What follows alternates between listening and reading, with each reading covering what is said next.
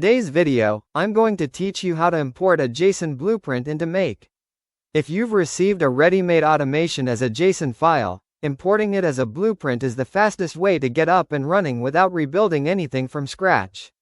I'll walk you through the exact clicks and also share a few tips so everything goes smoothly on your first try. First, open Make. If you aren't already signed in, go ahead and sign in so you can access your workspace. Give the page a moment to load. Make's dashboard can show a lot of data if you work with multiple projects, so a short pause here is normal. Next, head to Scenarios. You'll find this in the main navigation. Scenarios are the automations you design and run inside Make, and this is where you'll manage anything you import.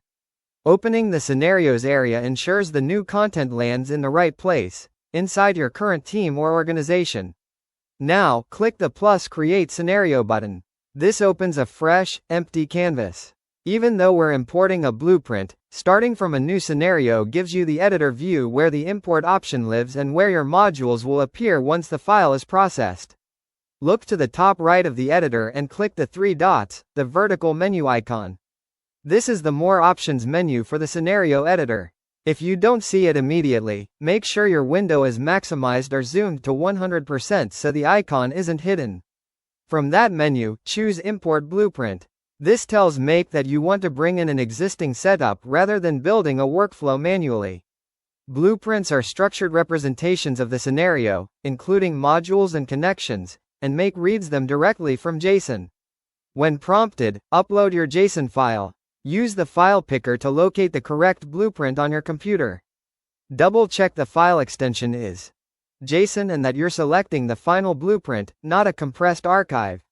If you received the file from a colleague, it's a good idea to confirm it wasn't edited in a way that might break its structure. After the import completes and your modules appear on the canvas, click Save. Saving immediately locks in the imported layout so you don't lose any changes if you navigate away. At this point, review the canvas visually to make sure everything looks as expected. If you see warnings, they usually mean you'll need to reconnect apps or fill in credentials later, which is common after imports and not a sign of a bad file. That's it, your blueprint is now in Make and saved for use. Thanks for watching, and happy building.